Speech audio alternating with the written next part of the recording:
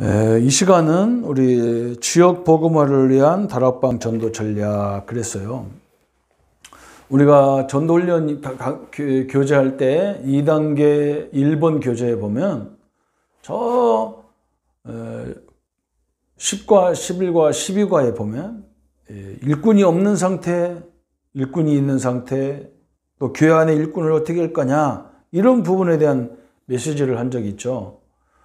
그러니까 일꾼이 없는 상태에서 문을 여는 방법에 대한 교재가 지역 복음화를 위한 교재로 저는 사용했어요.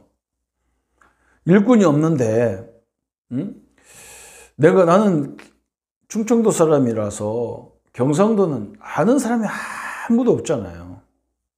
그래서 제가 너무 답답해가지고 그걸 문을 열기 위해서 인형곡도 해보고, 인형곡도 팀도 만들어보고, 미용팀도 만들어보고, 또 의류팀은 우리가 잘대로 못해서 그런 것도 있고요. 찬양팀, 이런 것도 갖고 있잖아요. 그죠? 그래서 그 사람들이 그런 집회를 하면서 전도운동을 펴나가는 거예요. 전도운동에서 영접한 사람이 나오면 그 사람들 붙잡고 이제 지역 문을 탁 하고 들어가는 거예요.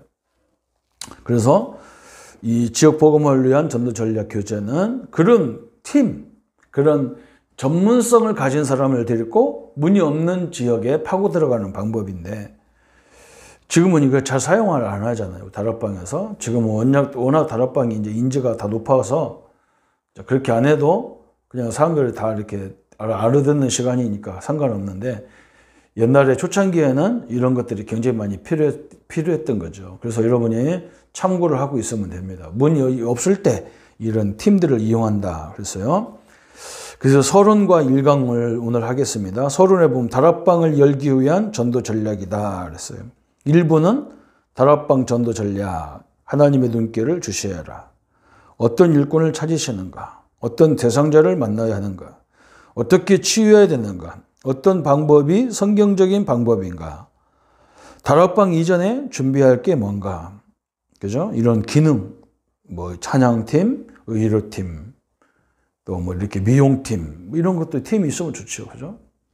그 다음에 어떤 메시지를 준비해야 되는가? 간단한 메시지를 준비해서 이제 영접해놓고 빨리 이 사람들을 간단하게 양육하면서 이제 다락방 문을 여는 거니까, 구원이란 무엇이냐? 예수님의 권세, 예수 이름, 기도응답은 어떻게 받냐? 치유의 참뜻은 뭐냐? 그랬어요. 치유의 진정한 의미는 뭐냐? 그 말이죠. 그래서 다락방 이전의 전도 전략은 뭐예요? 찬양 전도. 그래서 초청 전도가 가능하겠죠. 의료 전도, 이런 걸 통해서 사람을 초청하면 좋겠죠. 그죠? 지금은 미용실이 없는 데가 없기 때문에 그런데, 옛날에는 미용실도 참 찾기가 힘들었어요. 그러니까 미용팀이 있으면 전도하기가 또 용이하죠. 그죠? 그래서 그렇게 해놓고 초청 전도하는 거다. 그래 놓고 이제 거기서 영접한 사람 속에서 지역 다락방으로 인도할 사람이 있고, 또 기능팀으로 기능 다락방도 할 수 있고, 전문 다락방이죠. 그죠? 이 사람들 또 활용해서 전도문을 열어야 되니까. 두 가지, 지역 다락방이냐, 전문인 다락방, 기능 다락방이냐, 이렇게 일꾼들을 이제 영접한 사람 속에서 그걸 분리해서 또 일꾼을 찾아내는 그런 전략을 펴는 게 이 교재의 특징이다. 그렇게 보면 되겠습니다. 첫 번째 1과는 뭐냐? 하나님의 눈길을 주셔야 하라 그랬어요. 하나님의 손이 함께하는 일꾼이 누구냐 그랬어요. 사도행전 1장 8절에 성령 충만함을 약속했죠. 사도행전 2장에 성령을 막 충만하게 받았어. 그런데 거기서 성령 충만 받은 사람들 속에 15나라 교포가 있었다는 거예요. 그 눈이 거기 딱 있다는 말이에요. 그죠? 이 사람들은 15나라 선교의 문도 들 수 있고, 이 사람들이 예루살렘에 모였기 때문에 거기 또 친척들이 다 있을 거 아니에요. 이 사람들이 은혜 받았기 때문에 훨씬 더 영향력이 주어질 수가 있겠죠. 거기에 눈길이 있어야 돼요. 사도행전 3장 안진뱅이에 대한, 그죠? 안진뱅이에 실제로 필요한 게 뭐 있는가? 그죠? 사도행전 4장 29절 31절에 복음 전파하다 핍박이 왔는데 자기들을 여기서 빼내달라고 기도하는 게 아니라 이 복음을 더 담대히 전하게 해달라고 기도하라. 스데반, 그죠? 완전한 복음을 가진 스데반. 사도행전 8장에 빌립, 사도행전 8장 26절에 에디오피아 네시, 심지어 사도행전 9장에 보면 우리를 핍박하는 사람 속에도 제자가 있었다는 걸 알아야 돼요. 그게 바울이에요. 사도행전 10장에 기독교를 완전히 말살하려고 하는 로마 군인 속의 핵심 멤버 속에도 제자가 있었다는 걸 알아야 돼요. 사도행전 11장 19절에도 보면 교회가 파괴됐는데도 불구하고 전도와 선교의 의미를 깨달은 사람이 있었다는 거예요. 그 속에도. 사도행전 13장 48절에 분명히 현장에는 구원주기로 작정된 자가 있다고 그랬어요. 우리는 구원주기로 작정 안 한 사람을 건드려갖고 막 할 필요는 없잖아요. 그죠? 그러면 구원주기로 작정된 사람의 특징이 뭐냐? 그 사람은요, 아무 조건 없이 복음만 전하면 받아들여요. 사도행전 14장에도 루스드라의 디모데 같은 일꾼. 막 바울 팀이 돌 맞아서 다 죽어가는데도 그 다음날 또 들어갔잖아요. 여기는 제자가 있기 때문에 그래요.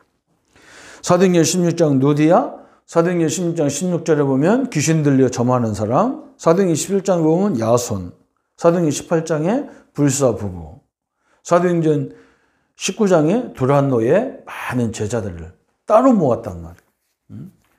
두란노에서 그 시간이 거의 다 보면 학자들의 이야기를 저 뜨거운 중동 지방 같은 데는 점심때 잠자는 시간이 있다고 하도 뜨거워가지고 두란노 소원을 그때 빌린 거예요. 그 더운 시간에 점심 먹고 한참 한두 시간 자야 되는데 그 시간에 두란노 소원에 모인 거예요.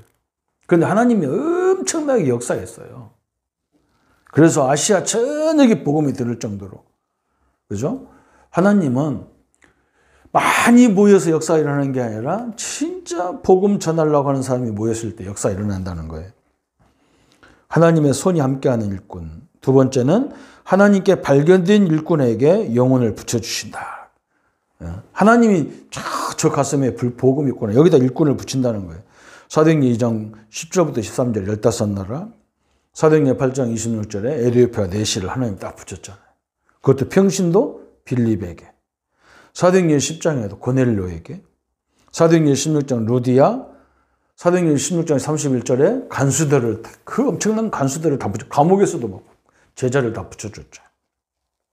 사도행전 17장에 야손 헬라인 기부인, 사도행전 18장에 브리스와 부부, 사도행전 11장 26절에 보면 주의 손이 보였다. 하나님의 역사가 보였다는 말이죠. 그 정도로 하나님이 큰 역사를 일어났어요. 그래서 우리는 하나님의 눈길에 우리가 주시해야 된다.